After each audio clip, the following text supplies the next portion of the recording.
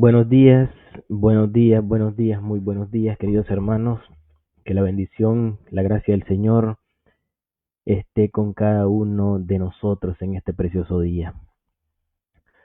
Estamos aquí, hermanos, por un propósito muy especial. Queremos compartir un tiempo de enseñanza, un tiempo de reflexión, un tiempo de estudio, un tiempo de capacitación, hermanos, en el cual cada uno de nosotros adquiramos conocimientos nuevos en cuanto al conocimiento de la palabra del Señor y sea un tiempo de mucha bendición. Vamos a hacer un poquito de tiempo mientras esperamos algunos hermanos que se conecten. Gloria a Dios.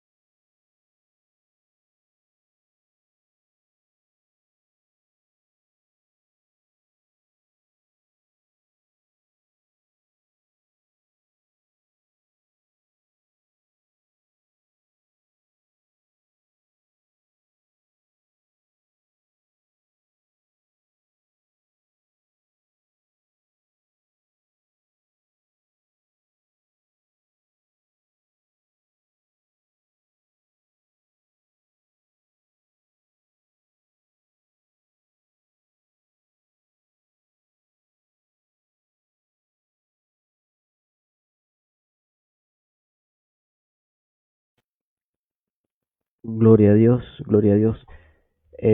Hermanos, si hay alguien que esté conectado por ahí, me pueden confirmar si se escucha bien el audio.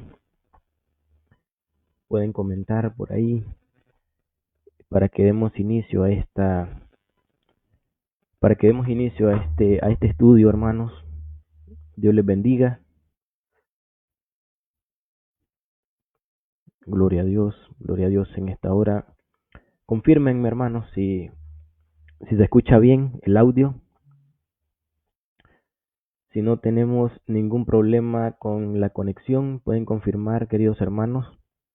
Ahí en su chat pueden poner que sí, que se escucha bien. Veo un like por ahí. Ok.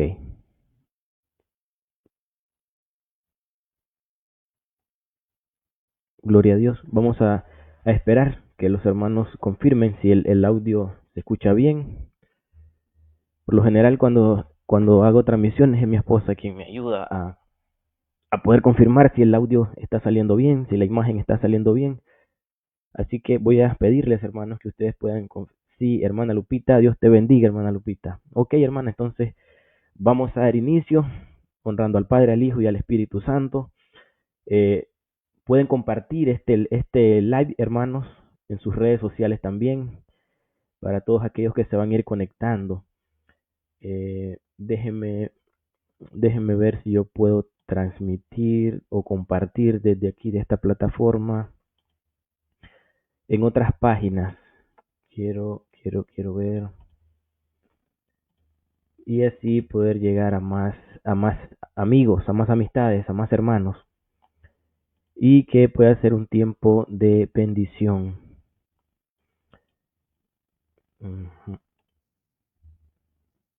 Ok, aquí estoy compartiendo, hermanos. Mm, ok,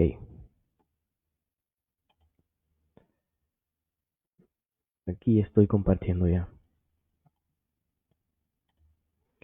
Muy bien. Vamos a dar inicio. Dios les bendiga.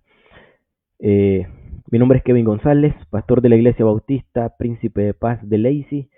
Y en este día vamos a estar estudiando un poco sobre las teorías de la inspiración bíblica.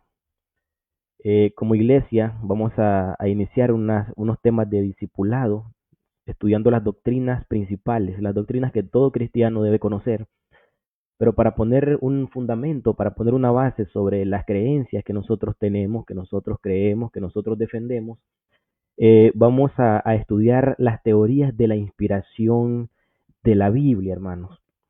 ¿Por qué razón? Bueno, porque nosotros eh, podemos darnos cuenta que muchas personas tienen muchas ideas, diferentes ideas de la Biblia, de lo que es la Biblia, de lo que es la palabra del Señor. Yo no sé si ustedes en alguna ocasión, si han tenido la oportunidad de estar en la escuela o de ir a la universidad, han escuchado quizás a su maestro, a su profesor, que en algún determinado momento les ha dicho que la Biblia es un libro cualquiera, que la Biblia, perdón, es un libro que fue escrito por hombres, que la Biblia es un libro que contiene errores. Entonces, eso se le conoce, hermanos, como diferentes teorías de la inspiración. Hoy vamos a tratar de estudiar 6 teorías, ¿verdad?, de la inspiración, y evidentemente vamos a hacer énfasis en una de las teorías que ha sido creída por la iglesia a lo largo de los siglos. Se conoce como la teoría ortodoxa o la teoría de la inspiración verbal y plenaria de las sagradas escrituras. Pero como es un, digamos, un taller o una conferencia de capacitación, voy a estar explicando un poco también, hermano, en qué consisten las otras teorías para que nosotros tengamos un mejor entendimiento de esto que estamos estudiando. Como base tenemos, hermanos, la palabra del Señor en 2 de Timoteo, capítulo 3, versículo 16, una escritura que todos los cristianos conocemos y es la fuente en la cual nosotros nos anclamos, hermanos. Es la base, el fundamento donde nosotros hacemos todo nuestro quehacer hermenéutico, todo nuestro quehacer de interpretación, ¿sí? Todo nuestro quehacer dogmático, todo lo que tiene que ver con la enseñanza, con los artículos de fe que cree la iglesia, está fundamentado en 2 de Timoteo 3:16, y ustedes pueden leerlo conmigo, donde dice: toda la escritura es inspirada por Dios y útil para enseñar, para redarguir, para corregir, para instruir en justicia, ¿sí? Luego la otra parte del texto dice: a fin de que el hombre de Dios sea enteramente preparado para toda buena obra. Pero queremos hacer énfasis en esta palabra, en este texto. Ya sabemos que en el contexto es Pablo quien está hablando con Timoteo, ¿verdad? Y él está diciendo que desde niño ha conocido las Sagradas Escrituras, la cual lo pueden hacer sabio, ¿verdad?, para la salvación que es en Cristo Jesús. El discipulado de Timoteo vino de Loida, ¿verdad?, y de Eunice, de su mamá y de su abuelita. Y él lo único que ocupó, hermanos, fue la palabra del Señor para ser el hombre que fue. No necesitó de un magisterio infalible que le enseñara, ¿verdad? Lo único que él necesitó fue la palabra inspirada por Dios. Y cuando nosotros vemos ahí, hermanos, hay un término que nosotros vamos a ir analizando poco a poco, que es el término de inspiración. Toda la escritura es inspirada. Pero cuando nosotros pensamos un poco en ese término de inspiración, eh, vamos a darnos cuenta que tiene presupuestos que son muy importantes, que el pueblo del Señor lo maneje, lo conozca, esté familiarizado con este término de inspiración. La inspiración por Dios, inspirado por Dios, ahí le puse un concepto de que no es solamente un libro humano, hermanos, sino que viene de Dios. Digamos, este concepto o esta definición que estoy haciendo de manera primaria es para tener un poco de familiaridad con lo que vamos a estudiar, pero este tema o este acápite de la inspiración en el cual nosotros creemos, lo voy a tratar de profundizar un poco más o de explicarlo un poco más detallado en la parte final de este estudio. Entonces, es inspirada por Dios, ¿verdad? ¿Por qué? Porque no es un libro humano, sino que es un libro que viene de procedencia divina, es la palabra de Dios. ¿Por qué nosotros afirmamos que es la palabra de Dios? Hoy nosotros vamos a estudiar todas estas cosas. Entonces, ¿para qué sirve? ¿Cuál es el propósito de esta escritura? Dice que es útil para enseñar. ¿Por qué útil para enseñar? Porque nos enseña la verdad de Dios. Otra de las cosas es que es útil para redarguir y para corregir. Esto nos ayuda, ¿verdad?, a reconocer los errores que nosotros podemos cometer a lo largo de nuestro caminar cristiano, pero también, hermanos, nos ayudará la palabra del Señor a cambiarlos, a reconocer esos errores y a cambiarlos. Y también nos instruye en justicia, o sea que nos ayuda a vivir correctamente conforme a la voluntad de Dios. De tal manera que podemos afirmar que la Biblia es completamente confiable y esencial para la vida cristiana. La palabra del Señor es la regla infalible, la norma infalible de autoridad, la palabra del Señor, que no tiene contradicción, ¿sí? Que es inerrante, no hay ningún error en ella, y es autoritativa para la iglesia del Señor, de tal manera que la enseñanza que da el maestro bíblico, la enseñanza que da el pastor, la enseñanza que da el predicador, todo debe ser filtrado a la luz de la palabra de Dios. Y el cristiano tiene la obligación de conocer la palabra, de conocer la escritura, de tal manera que puede identificar los errores bíblicos y doctrinales y conceptuales que muchas veces se enseñan desde los púlpitos y poder estar atento y persuadido espiritualmente, atento a falsas enseñanzas.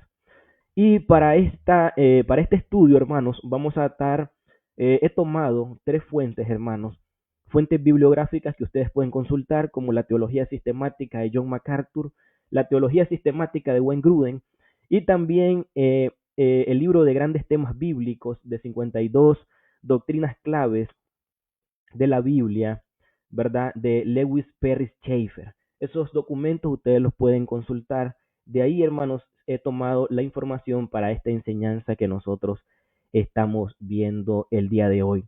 De antemano quiero agradecer al pastor Martín, al pastor David Pérez y al hermano Rafael Colón, que ellos fueron quienes me han ayudado para conseguir estos materiales de estudio bíblico.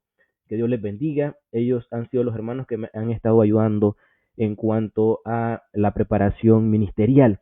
Y yo quiero compartir con mi congregación esta información que es muy importante y es muy vital para poder poner las bases y el fundamento de las doctrinas bíblicas, hermanos, que vamos a estar, no sé si se logra ver ahí claramente, de las doctrinas bíblicas que vamos a estar estudiando el día de hoy, viernes, acá en el local de la Iglesia Bautista Príncipe de Paz. Gloria a Dios. Entonces, vamos a empezar, hermanos, con una de las primeras teorías de la inspiración, que se conoce como la inspiración natural o también se les conoce como la inspiración naturalista. ¿Qué entiende esta inspiración? Bueno, cree que la Biblia fue escrita como cualquier otro libro. Esta teoría afirma que los autores usaron su sabiduría y sus habilidades humanas para poder escribir, pero ellos niegan, ¿verdad?, que haya una intervención divina. ¿Cuándo se dio origen todo esto?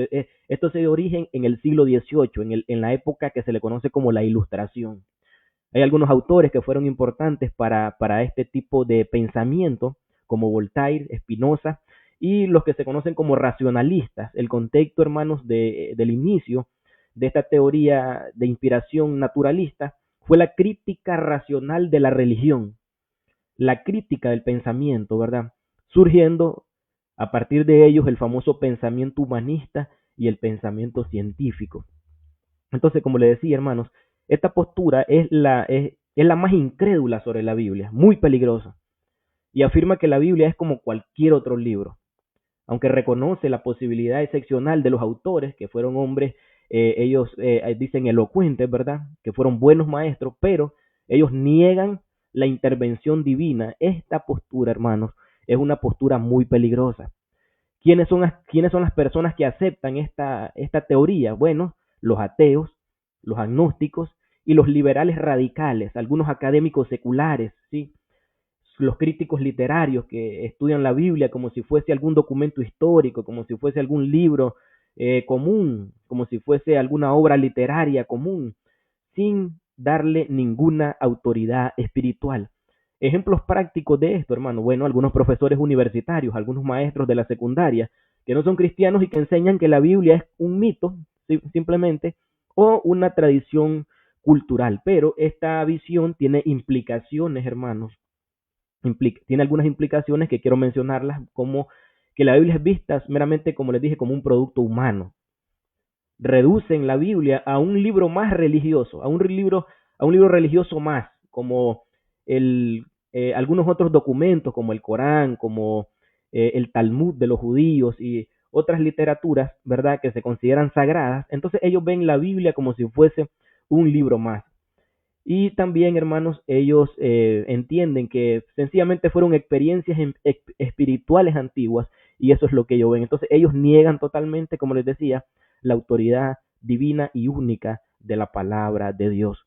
No explican, hermanos, la precisión y el impacto histórico del texto bíblico a lo largo de los años. Esto es algo muy importante. Ellos no se hacen cargo de cómo es posible que este libro, si es un libro común y corriente, y es un libro religioso más, ha tenido un impacto en la sociedad a lo largo de los siglos, donde muchos de nosotros damos testimonio que al ir a la palabra del Señor hemos recibido el poder transformador del Evangelio de nuestras vidas, gloria a Dios. Ellos no pueden explicar esto, mis hermanos. Entonces, la decisión personal ante la Biblia queda a discusión del lector. Esta postura es muy, muy peligrosa, porque al no creer, hermanos, que la Biblia es inspirada por Dios, cada persona que se acerque a la Biblia puede tener su propia interpretación, su propio entendimiento, y esto, hermanos, es sumamente peligroso. Pues nosotros sabemos que la inspiración de la Escritura es divina, y hay muchísimas pruebas que son contundentes, como el impacto que yo les mencionaba, del poder que ha tenido la palabra del Señor a lo largo de la historia,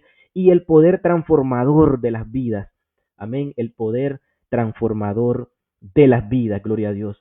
Por aquí, hermanos, como estamos tratando de hacer una charla amena, tengo aquí algunos saludos. Mi hermana Lupita me confirmaba que sí, que el audio se escucha. Dios le bendiga, Dios bendiga a toda su familia. Por ahí tenemos a Jersey Mendoza, Jersey González. Él es mi tío, gloria a Dios. Bendiciones, tío, hasta allá, hasta León, Nicaragua. Y mi hermana Carmen, Dios les bendiga también. Pueden dejar sus comentarios, hermanos, ahí mientras seguimos desarrollando esta temática tan interesante. Entonces, hablando de las teorías de la inspiración, ya vimos lo que es la inspiración natural. Esta es la inspiración, hermano, o esta temática, digamos, esta postura de la inspiración es la más liberal, la que ataca más, hermanos, la escritura. Pero también hay otra, hermanos, y es bueno que nosotros manejemos estos conceptos porque muchas veces en las congregaciones hay una especie de mezcolanza entre entre los diferentes conceptos, hermano, de estas teorías. Y muchas veces, al no tener una precisión bíblica y teológica sobre estos puntos, entonces puede haber una especie de mezcolanza entre las diferentes teorías, porque algunas tienen, digamos, un cierto acercamiento, pero no es la posición correcta. Entonces, ahorita vamos a ver la famosa teoría de la inspiración mecánica. ¿Qué explica esta teoría? Que Dios dictó palabra por palabra a los autores, de tal manera que los escritores fueron como máquinas de escribir. Dios está dictando y ellos están en la mecanografía escribiendo todo lo que Dios les está dictando. Pero esta postura es peligrosa porque ignora la personalidad de los autores humanos, ignora la personalidad de los autores humanos. ¿Cuándo se dio origen, hermanos, a esta teoría? Esta teoría se le dio origen en la Edad Media, pero fue atribuida a sectores del cristianismo literalista en distintas épocas, pero su origen fue en la Edad Media. Algunos autores, hermanos, no tienen digamos que esta teoría no tiene un autor claro, pero fue eh, malinterpretada por algunos escolásticos y sectores fundamentalistas. Cuando hablo de la escolástica, hermano Kevin, ¿a qué se está refiriendo con la escolástica? ¿Qué es eso que nos está diciendo? Bueno, la escolástica, hermanos, era, digamos, los estudios teológicos que había en la Edad Media. Aquellos monjes, sacerdotes que estudiaban las escrituras, a ellos se les conocían como los escolásticos, hermano. Entonces, digamos que las personas que estaban en la universidad en ese tiempo se les conocía como los escolásticos. Entonces, ellos malinterpretaron, hermanos, estos conceptos y entendían, hermanos, que Dios había dictado a los agiógrafos y los agiógrafos todo lo que el Señor les iba diciendo, ellos lo iban copiando, ¿verdad? Pero ¿en qué contexto se dio? En una visión exaltada de la autoridad divina que ignora la participación humana. Y esto es algo muy importante porque nosotros tenemos que tener en consideración que la escritura es inspirada por Dios, pero también hay una agencia humana en ella, de tal manera que nosotros no podemos decir que cuando el apóstol Pablo estaba escribiendo, no podemos estudiar la vida y las características del apóstol Pablo. Por supuesto que sí.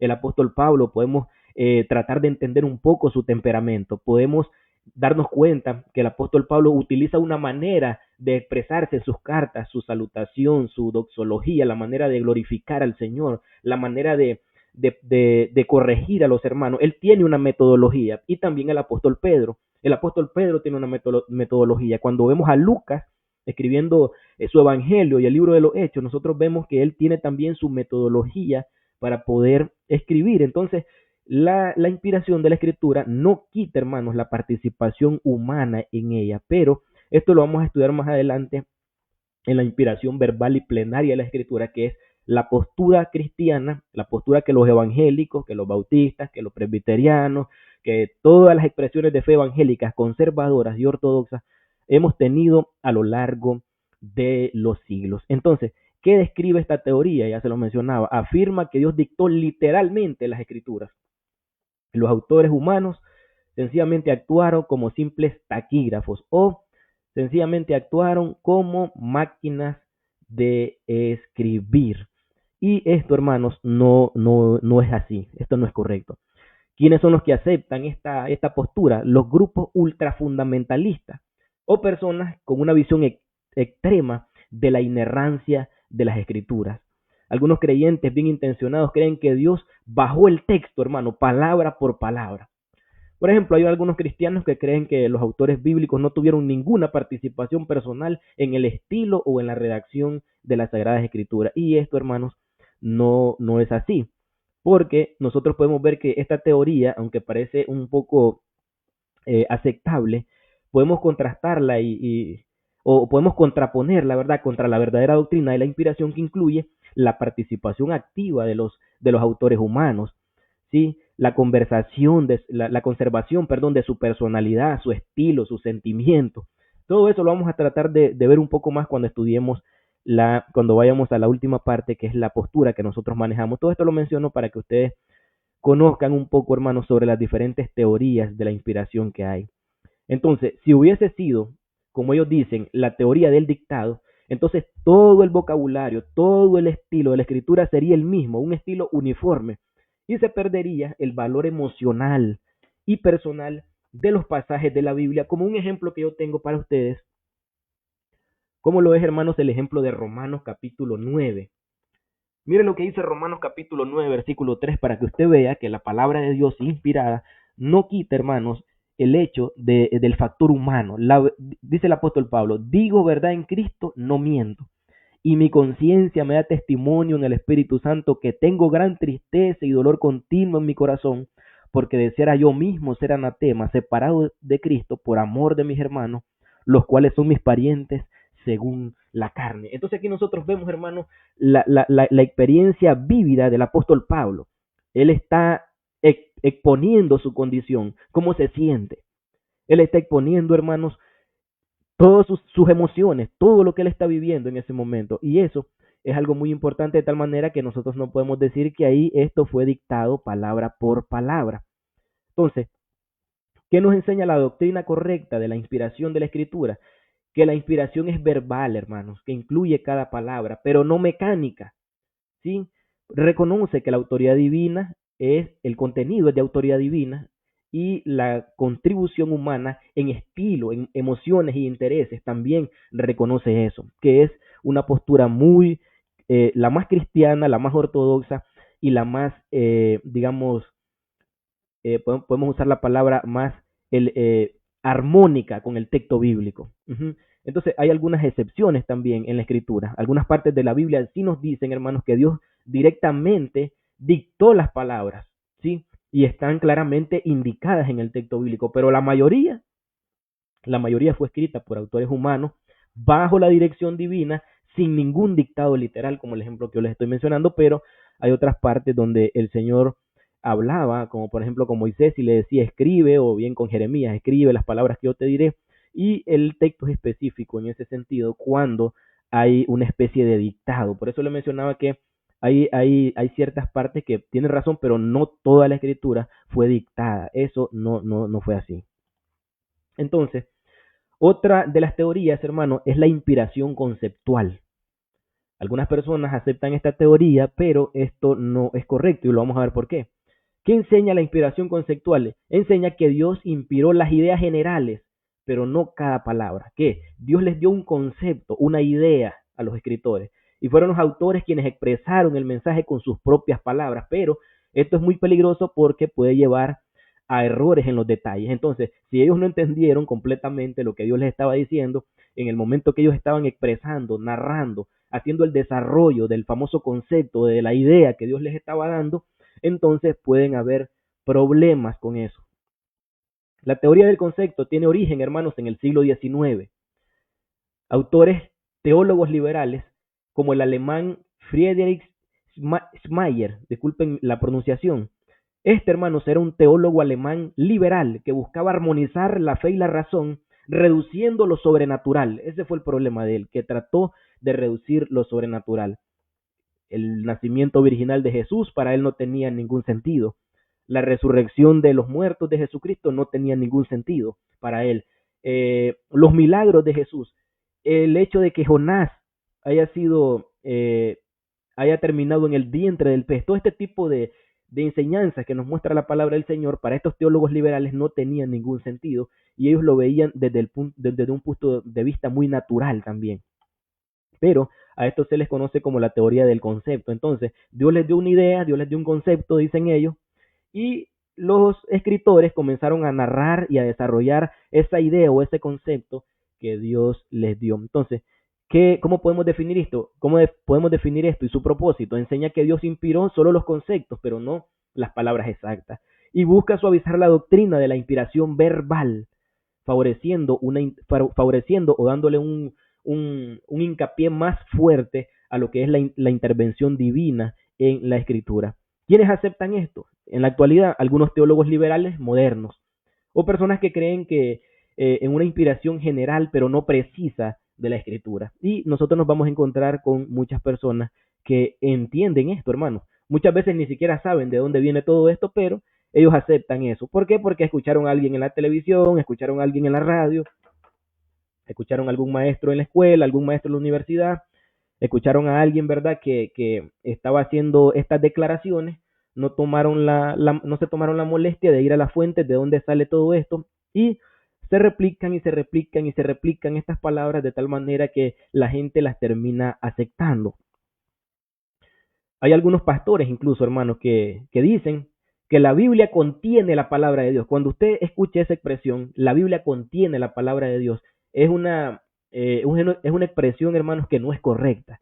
Nosotros tenemos que decir que la Biblia es la palabra de Dios, no que contiene la palabra de Dios. La Biblia es la palabra de Dios. Entonces, esta idea de que la Biblia contiene la palabra de Dios viene de estos teólogos liberales, ¿verdad? Y se habla un poco de lo que se refiere a la teoría del concepto. Pero ¿cuál es el problema con esta teoría? El problema con esta teoría es que incluiría que los autores humanos podrían haber entendido mal los conceptos divinos. Entonces nosotros podemos decir que podríamos decir que la escritura puede cometer o puede contener errores si esta teoría se acepta y abre la posibilidad, como les digo, a errores significativos al expresar esos conceptos con palabras humanas. Pero la enseñanza bíblica, hermanos, contradice totalmente esta teoría, porque la Biblia enfatiza que las palabras son inspiradas, no solo las ideas, no las ideas. Y tenemos muchos ejemplos bíblicos. La palabra del Señor dice en Éxodo 20, versículo 1, que Dios habló todas estas palabras, dice. Dios las habló, hermanos, estas palabras. También tenemos en Juan 63, perdón, y Juan 17:8, donde Jesús habla, estas palabras que yo les digo son espíritu y son vida, dice. Entonces son palabras, no conceptos. Y en 1 Corintios 2:13 también se nos habla que el apóstol Pablo, cuando llegó a predicar a la iglesia de Corinto, dice que no llegó con enseñanza de sabiduría humana, dice, sino con demostración de poder en el Espíritu Santo.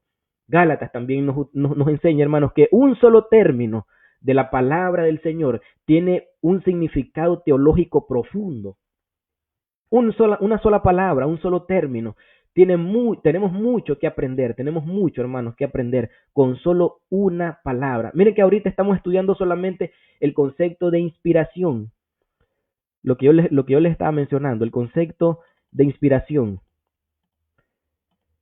Aquí, en esta viñeta que tenemos aquí, hablamos de que toda la escritura es inspirada y estamos hablando de las diferentes teorías de inspiración que han habido y solo estamos hablando de un solo término, de una sola palabra, de la inspiración. Estábamos aquí en la inspiración conceptual, ¿verdad? Entonces, no, hermanos, esta teoría no es correcta porque la Biblia llama incluso a los escritos que nosotros tenemos la palabra de Dios. En Efesios 6:17, Santiago 1:21 al 23, Primera de Pedro 2:2, nos habla que la Biblia es la palabra del Señor. Incluso en Apocalipsis hay advertencias severas contra cualquiera que intente alterar, dice, las palabras de la profecía de Apocalipsis. Entonces, no es una idea, no es un concepto, hermano, son palabras de Dios. Entonces, la teoría del concepto, hermano, es totalmente inconsistente con el testimonio bíblico, porque la escritura afirma una inspiración verbal y plenaria. Cada palabra fue guiada por Dios. Amén. Saludos a Areli Rodríguez. Bendiciones, tía. Dios te bendiga hasta donde te encuentres. Con mi mamá también, que Dios te bendiga. Tenemos entonces, hermanos, ahora la inspiración parcial. Cuando hablamos de inspiración parcial, ¿a qué nos referimos? ¿Cuál es esta otra teoría? Bueno, esta teoría enseña, hermanos, que solo partes de la Biblia son inspiradas. Ellos enseñan que las doctrinas son verdaderas, pero otras partes pueden contener errores históricos o incluso errores científicos. ¿Cuándo dio origen esta teoría? Esta teoría dio origen en el siglo XIX. ¿Sí? Se le conoce como la teoría de la inspiración parcial. ¿Quiénes fueron los autores? Bueno, teólogos modernistas y teólogos liberales totalmente. Ya sabemos nosotros que cuando hablamos de teología liberal, hermanos, es un veneno, hermano, que se mete muchas veces en las iglesias. La teología liberal, hermanos, niega la resurrección, niega el nacimiento original, niega los milagros, niega, hermanos, la multiplicación de los panes y los peces y, lastimosamente, hermanos, en muchos seminarios y en muchas universidades bíblicas, hermanos, teológicas, hay muchos maestros y profesores que prácticamente no creen en todas estas cosas. No creen en la inspiración verbal y plenaria de las Sagradas Escrituras. Entonces, ¿en qué contexto se dio esto? Bueno, al rechazar lo milagroso, hacer énfasis solamente en la moral y obviamente fueron personas que fueron influenciadas por el naturalismo y la crítica textual. Cuando hablamos de la crítica textual, hermano, es el análisis sistemático a los textos originales. Eso se le conoce como la crítica textual y hay crítica baja y hay crítica alta también, hermanos. Entonces, en cierto sentido, esta crítica textual es buena cuando tenemos un fundamento, hermano, sobre el tema de la inspiración bíblica.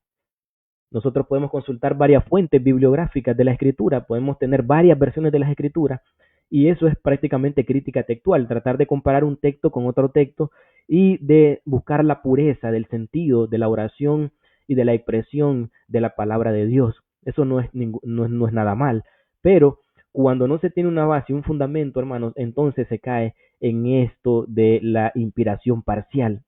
¿Cómo podemos definir esto? Ya se los mencionaba. Afirma que solo ciertas partes de la Biblia son inspiradas.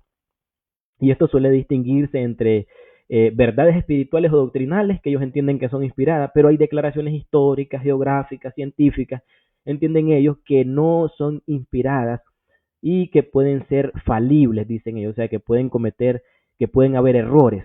¿Quiénes aceptan esto? Los cristianos liberales, que dudan de la veracidad de los relatos históricos y milagrosos de la Escritura. Personas que afirman que solo lo espiritual o lo moral en la Biblia es confiable, pero el resto se puede poner en duda. ¿Quiénes son estos que rechazan esto? Bueno, aquellas personas que por lo menos rechazan el relato del diluvio o que afirman solamente que Jesús fue un buen maestro. Estos son los famosos teólogos liberales, pero ellos niegan, hermanos, los hechos milagrosos, las señales, como dice Juan, ¿verdad? Que hizo Jesús, las señales de los apóstoles y todas aquellas narrativas que nosotros sabemos que son históricas, no son historias de cuentos, sino que son hechos históricos que se nos muestran en las Sagradas Escrituras. Pero esta teoría, hermano, tiene varias variaciones, porque hay algunos que creen que algunos textos están más inspirados que otros. Algunas porciones de las escrituras están más inspiradas que otros. Y esto surge en conceptos como inspiración mística. ¿A qué nos referimos con la inspiración mística? Que Dios asistió en distintos grados a los autores. Y también la inspiración con errores, que Dios no garantizó la inerrancia total de la escritura. Esto, hermanos, es lo peligroso cuando se aceptan este tipo de posturas en cuanto a la inspiración. ¿Cuáles son las consecuencias de creer en esta inspiración o de creer en esta teoría? Las consecuencias, hermanos, es que se introduce una escala subjetiva de la verdad y del error. O sea, ya no hay, hermanos, algo sustancial y objetivo en lo cual nosotros podemos decir esto es verdadero y esto es erróneo. ¿Por qué? Porque ahora quedaría sujeto al juicio del lector. La autoridad de la escritura queda sujeta al juicio del lector. Ya no queda, ya no es la escritura autoritativa, sino el juicio personal, el juicio propio de aquella persona que esté leyendo, ¿verdad? La palabra del Señor. Ella es la que va a discriminar qué es lo que es verdadero, qué es lo que es fiable y qué es lo que no es fiable. Y eso es algo muy peligroso. Entonces, cada lector decide qué es o qué no es palabra de Dios, destruyendo totalmente la objetividad y la unidad del mensaje bíblico. Pero cuando nosotros evaluamos esta teoría, nos vamos a dar cuenta que socava la autoridad total de la escritura, la autoridad de la Biblia, que contradice totalmente la inspiración verbal y plenaria, según lo que leíamos en 2 Timoteo 3:16, que toda la escritura, dice hermanos, es inspirada por Dios, toda la escritura. Toda la escritura es inspirada por Dios. Y más recientemente, hermanos, más recientemente, también surgió otra teoría de inspiración. Se conoce como la opinión neortodoxa de la inspiración. Yo les mencionaba al principio, hermanos, que la postura que nosotros tenemos es una postura ortodoxa. Cuando decimos postura ortodoxa es la postura correcta. La postura correcta, eso es lo que queremos decir. Pero hay una opinión neoortodoxa. ¿Qué significa esto? Que ellos se atribuyen que es la postura correcta, pero cuando hablamos de neo, ¿verdad? Yo no sé si ustedes han escuchado esa expresión, es que ellos se la atribuyen de manera personal. Nadie se las ha atribuido. Ellos dicen que es la postura correcta de la inspiración. Entonces, ¿qué es lo que enseña esta postura? Bueno, que admite que hay errores en la Biblia. Reconoce que la Biblia contiene fallos y no debe tomarse literalmente como verdadera en su totalidad. Eso es lo que afirma, que admite que la Biblia contiene errores.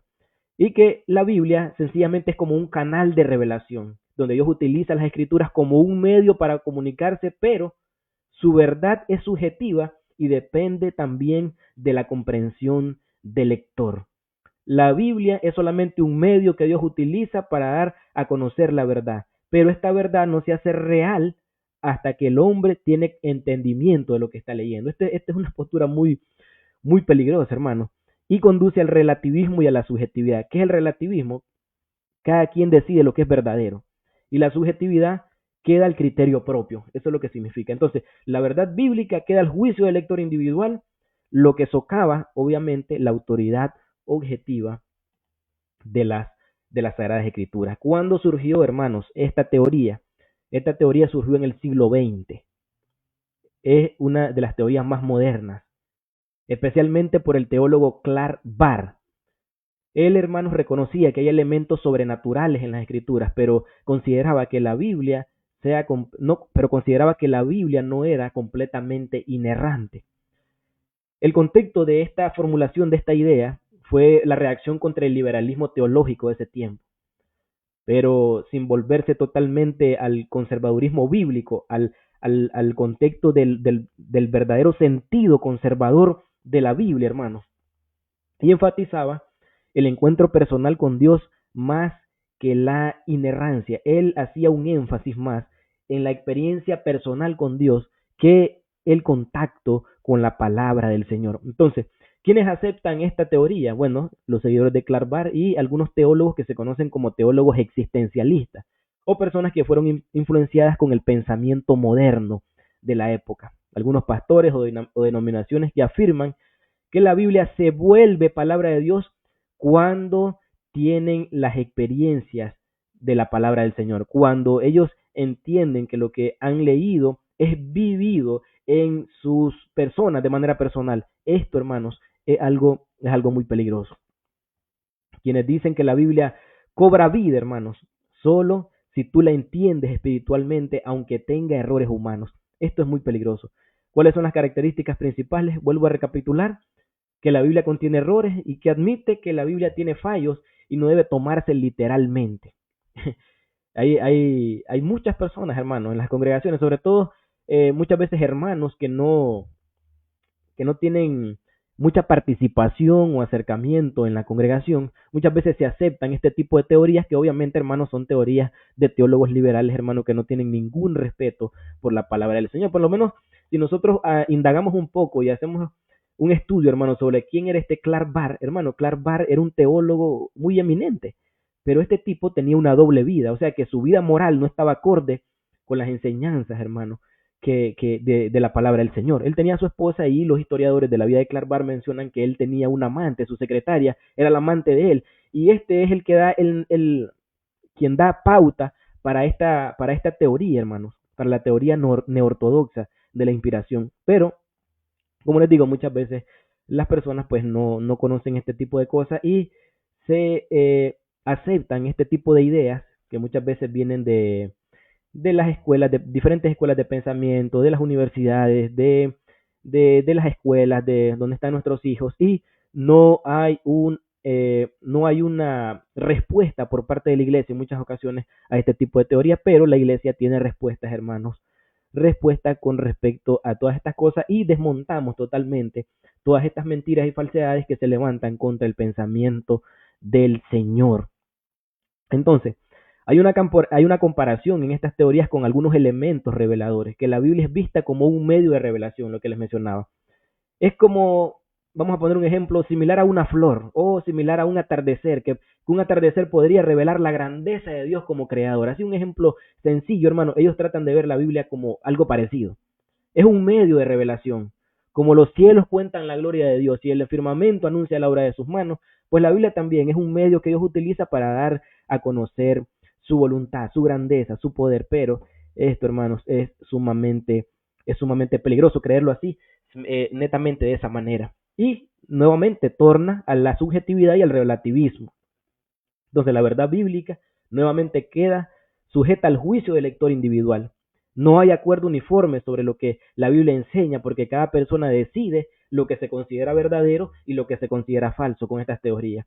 Similar, ¿verdad?, a la inspiración parcial, lo que nosotros mencionábamos, que ellos entienden que hay ciertos grados de inspiración que tienen más valor de inspiración en la escritura que otras partes. Y la autoridad última ya no cae en la escritura, sino que recae en el lector. Es el lector quien dice qué es lo que es y qué es lo que no es palabra del Señor. Déjenme tomar un poco de agua, hermanos, para refrescarme mi garganta. Continuamos, hermanos. Continuamos. Todo esto que estamos tocando ahorita, hermanos, es solamente para que nosotros tengamos una idea de lo que se cree allá afuera, hermanos. De lo que se cree allá afuera. Pero ahora, hermanos, vamos a entrar a lo que nos compete, lo que nosotros conocemos y lo que nosotros aceptamos. La doctrina bíblica, la doctrina ortodoxa, la inspiración verbal y plenaria de las escrituras, que enseña que cada palabra y toda la Biblia son inspiradas por Dios. Dios usó a los autores con sus estilos, con sus personalidades, y esta enseñanza bíblica es enseñada, y es sostenida por el cristianismo conservador y evangélico, hermanos. Todos los cristianos evangélicos aceptamos la inspiración verbal y plenaria de las sagradas escrituras. Evangélicos conservadores, bautistas, reformados, todos, hermanos, todas las expresiones de fe bíblica fieles a la palabra del Señor, fieles a la escritura. Las iglesias que creen que la Biblia es totalmente inspirada, sin error y plenamente autoritativa, hermanos, todas esas iglesias aceptamos que la Biblia es infalible y creemos en la inspiración verbal y plenaria de las Sagradas Escrituras. Entonces, todas las iglesias que afirman, hermanos, como base doctrinal, 2 de Timoteo 3:16, que toda la escritura es inspirada por Dios y es útil para enseñar, para corregir, para redarguir en justicia, a fin de que el hombre de Dios sea perfecto y enteramente preparado para toda buena obra, hermanos, todas esas iglesias estamos bajo la inspiración verbal o aceptamos la inspiración verbal y plenaria de las Sagradas Escrituras. Pero ¿qué enseña esto? Por inspiración verbal, hermanos, se requiere significar que el Espíritu de Dios fue quien guió la elección de las palabras usadas en los escritores originales. Sin embargo, la Escritura indica la factura humana también. Por eso le mencionaba ese equilibrio que hay, hermanos, en esta postura que es la que todos los cristianos aceptamos. Varios libros de la Biblia reflejan las características personales del escritor, su estilo, su vocabulario. Con frecuencia sus personalidades están expresadas en sus pensamientos, en sus opiniones, en sus oraciones, en sus temores, en sus plegarias. Eso nosotros lo podemos ver, por eso hay estudio de los personajes, por eso nosotros estudiamos la vida de Jesús, por eso nosotros estudiamos la vida de Pablo, podemos estudiar la vida de Moisés, podemos estudiar la vida del apóstol Pedro. ¿Por qué? Porque hay, hermanos, características personales de los escritores, su estilo, la manera en que ellos se comportaban, la manera en que ellos hablaban, su vocabulario, sus pensamientos, las opiniones que tenían. Nosotros podemos hacer un estudio, hermano, sobre la vida de los apóstoles del Señor y nos vamos a dar cuenta que Pedro era un hombre fusivo, era un hombre que, como decimos nosotros, estaba un paso adelante. ¿Por qué? Bueno, porque las Escrituras nos muestran todas esas cosas, hermano. Podemos estudiar el principio de la vida del apóstol Pedro, cuando él es llamado, cuando es lleno del Espíritu Santo, y también podemos ver cuando él ya es un anciano. Y podemos ir estudiando el pensamiento del apóstol Pedro a lo largo de toda su vida, como lo enseña la palabra del Señor. Entonces, no obstante, aunque son evidentes los elementos humanos en la Biblia, la doctrina de la inspiración plenaria sostiene y afirma que Dios los dirigió, de tal forma que la Biblia, ¿verdad? Y todas las palabras que fueron usadas, lo fueron igualmente por Dios y fueron inspiradas por Él. Y esto, hermanos, se pone de relieve por el uso de la palabra plenaria. Estamos utilizando la palabra plenaria, inspiración verbal. Cuando hablamos de verbal, hermanos, es cada palabra, verbal, cada palabra. Y cuando hablamos de plenaria, significa la completa inspiración. Por eso dice toda la Escritura. Entonces, como término opuesto a los puntos de vista que afirman que solo hay una parcial inspiración, otras palabras descriptivas adicionales se añaden con frecuencia para aclarar lo que es la doctrina ortodoxa. Se declara, hermanos, que la Escritura es infalible. Esto es importante, en el sentido de que es precisa y está inmune de todo error. Entonces ahora vamos a hablar de la Escritura como inerrante. También se declara que la Escritura es inerrante, hermanos. Significa que en la Biblia no contiene ningún error. No contiene ningún error. Hermanos, denme un momentito porque se me olvidó conectar la computadora y me mandó la señal de que se me va a apagar. Así que mientras regreso, ya ahorita conecto rápidamente esto.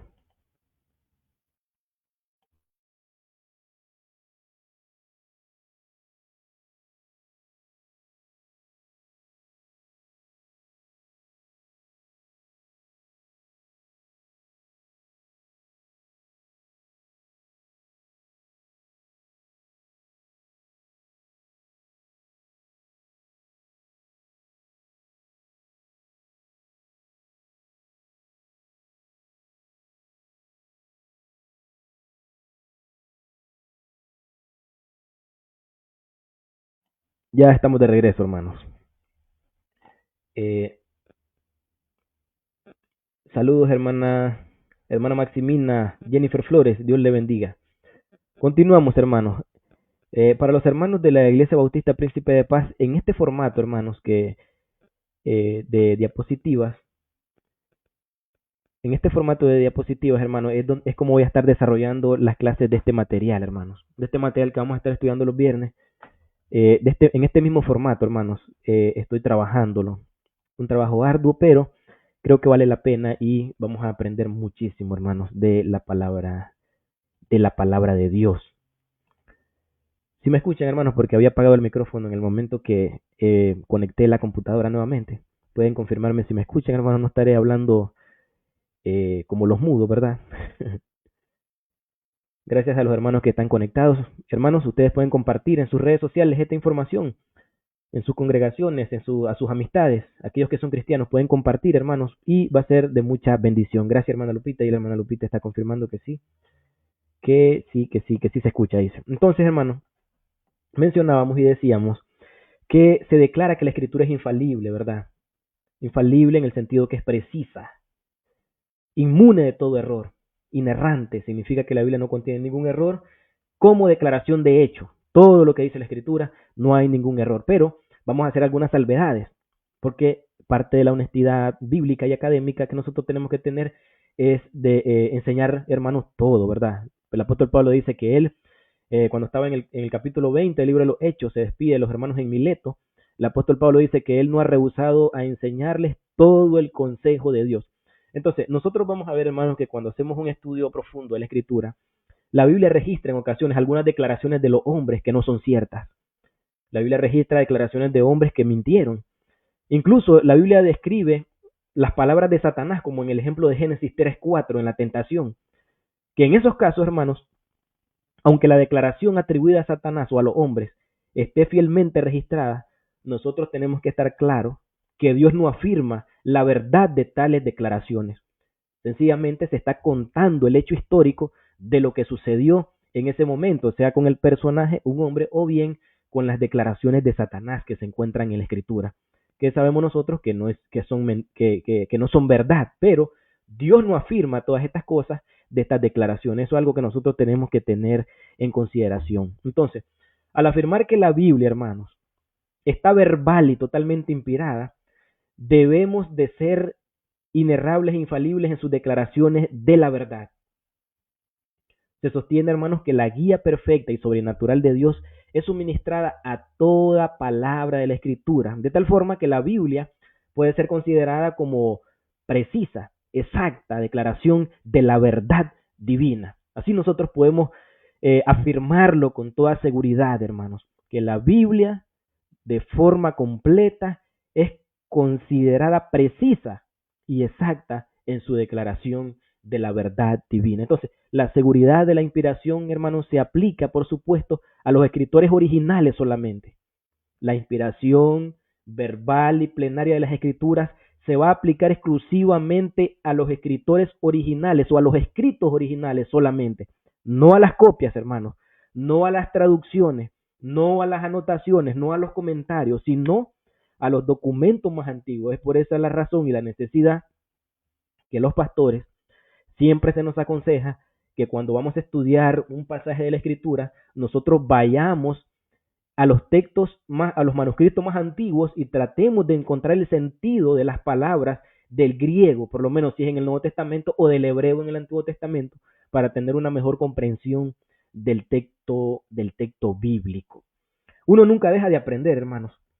Ustedes han escuchado la expresión que Dios es lento para la ira y grande en misericordia. Pues fíjense que en esta semana, mientras reflexionaba un poco en esa palabra, me di cuenta que en los manuscritos más antiguos, hermanos, del hebreo, la palabra que se utiliza para decir que Dios es lento para la ira, literalmente el escrito del Antiguo Testamento menciona que Dios es largo de nariz, dice.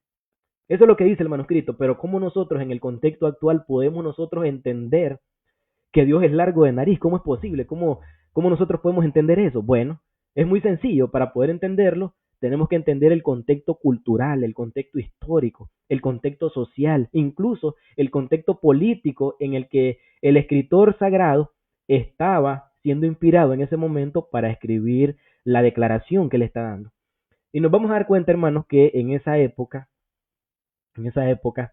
la persona que era impaciente, hermano, la persona que se desesperaba, que quería las cosas rápido, lo que ellos hacían, hermano, era un guiño de nariz, como cuando nosotros arrugamos, decimos nosotros, ¿verdad? La ceja. Entonces, ese guiño de nariz, hermano, hablaba de la desesperación, ¿verdad? Que no eran pacientes las personas, pero el escritor de una manera poética dice que Dios es largo de nariz, dice él, queriendo dar a entender o expresar que Dios no frunce su ceño, ¿verdad? No lo arruga, no arruga sus cejas, no hace una expresión en su cara de esa manera, de tal manera que Él es paciente, misericordioso y compasivo. Entonces, cuando nosotros leemos en la Escritura, en el siglo XXI, en la cual nosotros estamos, nosotros entendemos ahora que Dios es lento para la ira. ¿Estamos entendiendo? Entonces, eso, hermanos, es para que nosotros tengamos más o menos una idea de cómo trabajan en muchas ocasiones los eruditos bíblicos en las traducciones que nosotros tenemos. Entonces, eso es importante conocerlo, es muy interesante conocerlo también. Entonces, por eso mencionaba, hermanos, que la inspiración de la palabra del Señor está sobre los escritos originales, sobre los manuscritos más antiguos, no sobre las copias, ni sobre las traducciones, ni las anotaciones. Yo tengo aquí en mi mano la Reina Valera 1960, pero en casa, hermano, yo tengo alrededor de unas, qué sé yo, unas 5 Biblias con diferentes versiones. Y en mi computadora tengo más versiones más de la Biblia. Entonces, cuando yo estoy estudiando, estoy leyendo, por lo general siempre estoy cotejando con otras traducciones que me ayuden a entender un poco más algunos términos que quizás no estamos muy familiarizados nosotros, algunos vocablos, algunas expresiones que no tenemos nosotros mucha familiaridad, que no las utilizamos diario, ¿verdad? En nuestro vocabulario común. Entonces, por eso es importante estudiar la palabra del Señor de esa manera. Y nos libramos de prejuicios, hermanos. Ahora ya nosotros estaríamos librados de tratar de entender la palabra del Señor desde el contexto en el que nosotros estamos desarrollándonos en este siglo, y tratar de entender el pensamiento de los escritores sagrados en su debido contexto, ¿verdad? Entonces, los eruditos bíblicos, hermanos, los comités de traducción han tratado de extenderse en gran medida para determinar la precisión del texto de la Biblia del que ahora nosotros disponemos, pero para el propósito, o con el objetivo de enseñar la verdad, y que podamos nosotros, ¿verdad? Presumir, ¿verdad? En el sentido bueno, de que lo que nosotros tenemos, hermanos, las copias que nosotros tenemos de la Biblia son exactas reproducciones de los escritos originales. Entonces, si bien existen pequeñas variantes, hermanos, en algunos manuscritos antiguos, tales variantes no afectan ninguna doctrina o enseñanza bíblica, y los hallazgos posteriores, hermanos, de los manuscritos tienden a confirmar esta conclusión. Hay algunos, creo que los últimos manuscritos, hermanos, que fueron encontrados fueron los manuscritos de Qumran. Qumran, hermanos, era un grupo religioso del tiempo de unos 2 siglos, un siglo, 2 siglos antes de la venida del Señor Jesucristo. Era una secta del judaísmo que se le conocía como los esenios, hermanos. Ellos entendían que los fariseos y que los saduceos estaban mal, que habían abandonado el mensaje del Señor, que habían abandonado la Torá de Moisés, la ley de Moisés, y ellos se habían apartado a las montañas, hermanos, a buscar el rostro del Señor. Y ahí, en ese lugar, hermanos, ellos tenían muchos manuscritos. Entonces, eh, cerca del siglo XIX, si no mal recuerdo, hubieron unos descubrimientos en esas famosas cuevas de Qumran, o los rollos del Mar Muerto, que se les conoce también, donde encontraron el rollo completo del libro de Isaías, hermanos, el rollo completo del libro de Isaías, y otras partes de los evangelios y otros libros, ¿verdad? Como los salmos también. Encontraron ahí manuscritos antiguos, hermanos, que son fuentes importantes, hermanos, para cotejar con las demás familias de manuscritos que existían hasta ese momento, ¿verdad? Entonces, existen, como les decía, algunas variantes en los textos, algunas expresiones cambian, alguna palabra cambia a veces en los manuscritos, porque tenemos que recordar que todos esos manuscritos, hermanos, fueron a manos, eran hechos a mano, se pasaron largas horas, días, meses, años, ¿verdad? Décadas en muchas ocasiones, para poder resguardar y preservar en la misericordia y en la soberanía del Señor esos textos antiguos que hasta el día de hoy, gracias a Dios, nosotros los tenemos. Entonces, nosotros podemos afirmar, hermanos, que las Biblias que nosotros tenemos son reproducciones exactas de los escritos originales.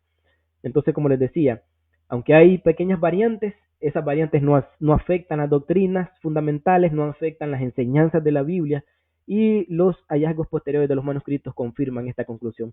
Entonces, para todos los propósitos prácticos, tanto el Antiguo Testamento escrito en hebreo y el Nuevo Testamento redactado en griego, también sabemos, hermanos, que parte del Antiguo Testamento, creo que creo que la tercera parte del libro de Daniel, hermano, fue escrita en arameo. Por eso nosotros siempre mencionamos que la Biblia fue escrita en hebreo, en griego y en arameo, ¿verdad? Pero fue parte de la escritura en Daniel. También fue escrita en arameo. Pueden todas estas escrituras, tanto el Antiguo como el Nuevo Testamento, ser aceptadas como la verdadera palabra de Dios y única y auténtica declaración de lo que Dios, hermanos, intentó comunicar al hombre. Y para finalizar, hermanos, quiero hacer referencia con esta última diapositiva para que nosotros nos demos cuenta, hermanos, de la importancia de la doctrina de la inspiración, Vuelvo nuevamente a hacer mención del texto de 2 de Timoteo 3:16. Toda la escritura es inspirada por Dios y es útil para enseñar, para redarguir, para corregir y para instruir en justicia. Entonces, la primera expresión que nosotros vemos ahí, hermanos, es que toda la escritura, no solo partes, sino que todo el mensaje bíblico, toda la escritura, desde Génesis hasta Apocalipsis, toda la escritura es inspirada por Dios. Ahora, ese término inspiración yo lo dejé para último, lo hemos estado estudiando. La inspiración, hermanos, viene del griego teonustos. Oiga eso. Esa expresión es la única palabra, hermanos, la única expresión en toda la Biblia, desde Génesis hasta Apocalipsis, y solamente se le atribuye a la palabra de Dios. No hay inspiración como esta en la escritura. Teo, porque viene de Dios, inspirada por Dios. Teonustos, teo es Dios y nustos, hermano, es soplar. Entonces nosotros podemos decir que la Biblia, de acuerdo a este texto bíblico, es soplada por Dios. Oiga, qué precioso eso, hermano. La Biblia es inspirada por Dios, la Biblia es soplada por Dios. Debido a que este término de inspiración, esta palabra teonustos que aparece en el griego, hermanos, es dicha solo una vez en la palabra, en la teología esto se le conoce como apax legomenon, se llama, hermano. Apax legomenon, que indica que esto solo fue dicho una sola vez. Y se le atribuye, ¿sabe a qué? A la palabra de Dios. Este concepto de inspiración, hermano, es único. Nosotros no podemos decir que en el español, en nuestro lenguaje, si nosotros decimos yo me siento inspirado hoy para escribir una canción, yo me siento inspirado hoy para redactar para escribir un libro, ese concepto de inspiración que nosotros podemos hacer referencia o entender un poco, no es comparado jamás con este término de inspiración de la escritura, porque esta es una inspiración teonustos, es soplada por Dios, hermanos. Es soplada por Dios. ¿Qué significa? Que si Dios es infalible, que si Dios es todopoderoso, que si Dios es inerrante, hermanos, que si Dios no se contradice, hermanos, y la escritura viene de la extensión del ser de Dios, es soplada por Dios, sale de Dios. También nosotros podemos decir que Dios es el autor y el origen de las escrituras. Y los escritores, hermanos, solo fueron instrumentos. Y entonces, ¿para qué nos sirve esto? Es útil, dice, para enseñar, dice ahí. Nos muestra la verdad, la palabra del Señor. Es útil para redarguir, ¿sí? Nos señala lo correcto. Es útil para corregir. ¿Por qué? Porque nos devuelve al buen camino cuando nosotros estamos desviándonos o tendemos a desviarnos. Es a través de la palabra del Señor. Y es útil para instruir en justicia. ¿Por qué? Porque nos guía a vivir piadosamente en la vida cristiana. Y luego el texto sigue diciendo, toda la escritura es inspirada por Dios y es útil para enseñar, para redarguir, para corregir, para instruir en justicia. El propósito, a fin de que el hombre de Dios sea enteramente preparado para toda buena obra. Gloria a Dios. Gloria a Dios por eso, hermano. Me siento realmente complacido y muy contento, hermanos, de poder haber compartido con ustedes este estudio, hermanos, sobre las diferentes teorías de la inspiración para que ustedes tengan una idea, tengan una noción, quizás escucharon algunos conceptos nuevos, algunas palabras nuevas por primera vez, pero es bueno que ustedes las conozcamos, hermanos, que nosotros las manejemos para poder identificar en algún determinado momento cuando nosotros escuchemos a alguien por ahí o algún predicador que usted esté escuchando y haga alguna expresión, ¿verdad?, que no es precisa conforme a lo que nosotros creemos, debemos de darnos cuenta que toda la escritura es inspirada por Dios y es útil para enseñar, para corregir, para redarguir y para instruir en justicia. La palabra inspiración, hermano, que se utiliza en este momento para referirse a la escritura, grafé, en el griego, hermanos, es solamente una vez, que significa que la palabra de Dios ha sido soplada por Dios. El logos, la palabra. Y nosotros sabemos, hermanos, que esa palabra se encarnó, dice, hermanos.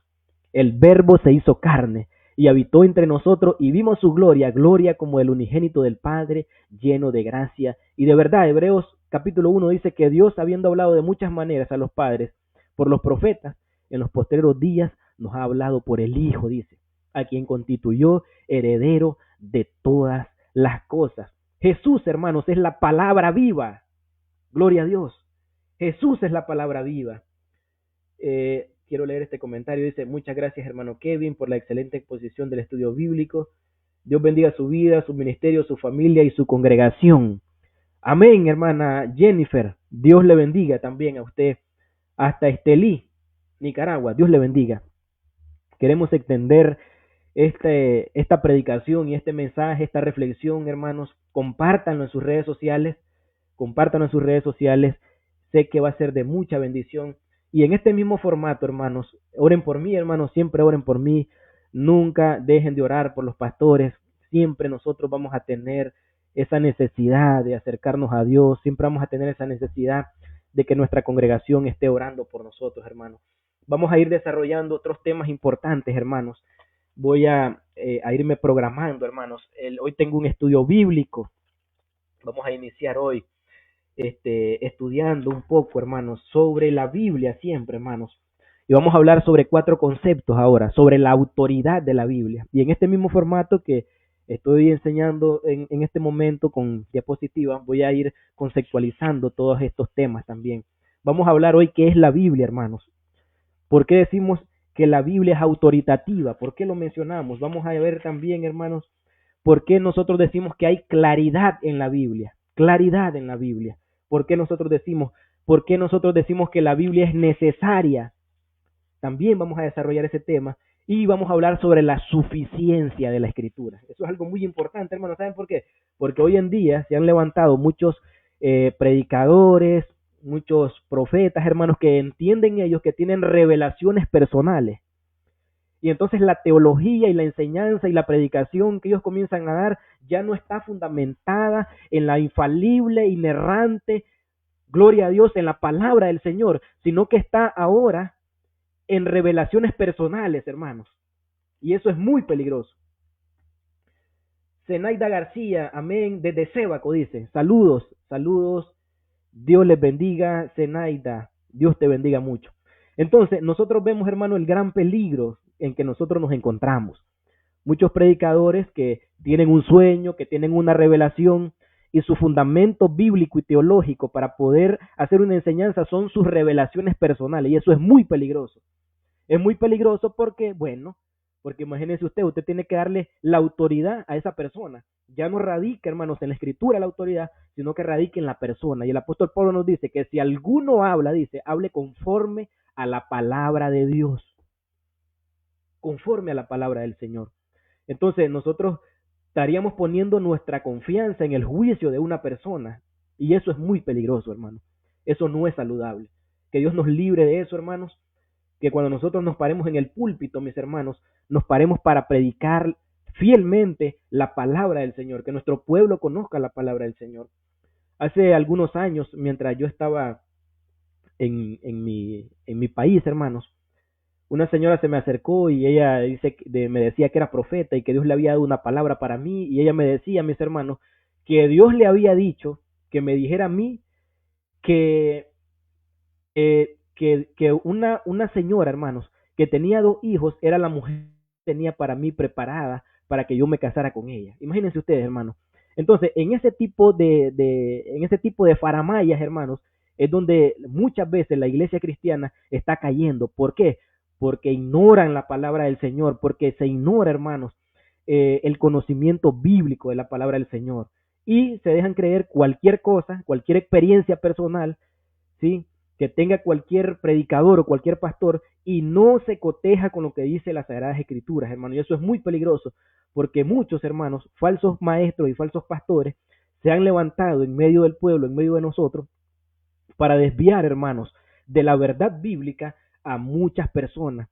Entonces, por eso usted tiene que ir con su Biblia, abrir la palabra, conocerla, y en el momento que el predicador o que el pastor está enseñando, usted puede ir cotejando si es cierto todo lo que el pastor está diciendo. Y toda esta información que yo he compartido para ustedes, hermanos, en esta enseñanza, ustedes la pueden verificar también. Por eso les mencionaba, hermanos, que aquí están las fuentes que nosotros estuvimos consultando para hacer este estudio. Consultamos al menos 3 fuentes: la teología sistemática de John MacArthur, los grandes temas bíblicos de Lewis Perry Schaeffer y la teología sistemática de Wayne Grudem. Entonces, ustedes, hermanos, pueden ir y consultar todas, todas estas, todas estas fuentes, ¿verdad? Así que, mis hermanos, que Dios les bendiga. Gracias por compartir este tiempo con nosotros. Es un verdadero privilegio, es una bendición poder compartir con ustedes, hermanos. Que Dios les bendiga. Vamos a despedirnos con una oración, siempre orando por los enfermos, hermano, orando por las diferentes necesidades que hay en medio de nuestro pueblo. Dios es misericordioso y compasivo. Padre, gracias en esta hora, Señor, por la oportunidad maravillosa que tú nos das, Señor, para poder conectarnos, Señor, en este tiempo. Gracias, mi Dios, por tu gran amor y tu gran misericordia, Señor. Yo sé que tu pueblo, Señor, ha sido bendecido, Señor. Nos sentimos muy contentos y muy agradecidos, Señor, porque tenemos la palabra profética más segura, Señor, a la cual hacemos bien en estar atentos como una antorcha que alumbra en medio del lugar oscuro. Esa es tu palabra, Señor, la palabra de Dios. Oh, mi Señor, en ella nosotros encontramos toda la verdad. La palabra del Señor es pura, dice, Señor, en el Salmo 19, gloria a Dios. Ahí nosotros encontramos esa verdad tan maravillosa. El rey David, inspirado por el Espíritu Santo, nos enseña que la ley de Jehová es perfecta, que convierte el alma, dice, gloria a Dios. El testimonio de Jehová es fiel, que hace sabio al sencillo. Los mandamientos de Jehová son rectos, que alegran el corazón. Y el precepto de Jehová es puro, que alumbra los ojos. El temor de Jehová es limpio, que permanece para siempre. Y los juicios de Jehová son verdad, todos justos. Deseables son más que el oro, y más que el oro afinado, y dulce más que la miel que la que destila del panal. Tu siervo es además amonestado con ellos, y en guardarlos hay grande galardón. ¿Quién podrá entender sus errores? Líbrame de los que me son ocultos. Preserva también a tu siervo de la soberbia, que no se enseñoree de mí. Entonces seré íntegro y estaré limpio de gran rebelión. Sean gratos los dichos de mi boca y la meditación de mi corazón delante de ti, oh Jehová, roca mía y redentor mío. Gloria a Dios. Padre, oramos de manera especial en esta hora, Señor, por los enfermos, Dios amado. Tú sabes la necesidad, Dios mío, que hay en medio de tu pueblo, mi Señor. Padre, tú eres misericordioso y compasivo, Señor, clemente, lento para la ira y grande en misericordia, Señor. Queremos, Señor, orar con mis hermanos, Señor, que están conectados en esta hora por las diferentes necesidades, Señor. Mira, Señor, por Zenaida, Señor, ella está sufriendo, Señor, de su enfermedad de diabetes, Señor. Tenga usted misericordia de ella, Señor. Alcánzalo ahí con su mano de poder, con su mano de gracia, mi Dios. Toca cada vida, Señor. Mi hermana Lupita, Señor. Mi hermana Carmen, Señor. Mi hermano Rafael. Nuestra hermana Eugenia, Señor. Nuestra hermana Leida, Señor, que ha tenido una crisis, Señor, en estos días, mi Dios amado. Estamos orando, Padre Celestial, por nuestra hermana Elizabeth también, Señor. Toca su vida, Señor. Sus riñones, Señor. Estamos orando por ella, Señor. Algunos hermanos que han sufrido de dolencias estos últimos tiempos, de afectaciones en la garganta, Señor. Enfermedades respiratorias, por Yadielito, Señor. Seguimos orando, Señor. Restaura la salud de este niño, mi Dios, en el nombre de Jesús. Padre eterno, que tu nombre sea glorificado en nosotros, Señor. Oh, mi Dios. Nos depositamos en tus manos, porque en tus manos, Señor, nos encontramos seguros en el nombre de Jesús. Gloria y honra al nombre del Señor. También oramos por nuestra hermana Sofía Monjarré, Señor. Piden por recuperación. Oramos, Señor, y le ponemos en tus manos, Padre, en el nombre de Jesús. Tú conoces la petición, Señor, de cada uno de mis hermanos y de mis hermanas. Señor, oramos por conversión, Señor. Siempre estamos orando por conversión. Hay algunos familiares, parientes nuestros, Señor, que todavía no han hecho un compromiso contigo, Señor amado, que todavía no han recibido a Cristo como su Señor y Salvador. Y seguimos orando, Padre, porque tú eres el único que puede tocar el corazón del pecador. Tú eres el único que convence de justicia, de pecado y de juicio. Oh, mi Dios amado, tú eres el único que tiene todo el poder, Señor, para dar vida y vida en abundancia, Señor, porque cuando nosotros estábamos muertos en nuestros delitos y pecados, tú nos diste vida con Cristo, Señor. Ten misericordia, Señor, del pecador, del perdido, Señor. Oh, Señor, ten misericordia del penitente, Dios amado, en el nombre de Jesús. Nuestros hermanos, nuestros sobrinos, nuestros parientes, nuestros primos, Señor, tenga misericordia de ellos. En el nombre de Jesús, gloria y honra al nombre de Dios en esta hora. Amén, amén y amén, gloria a Dios. Queridos hermanos, será hasta la próxima, si el Señor nos da vida, así que Dios les bendiga, queridos hermanos.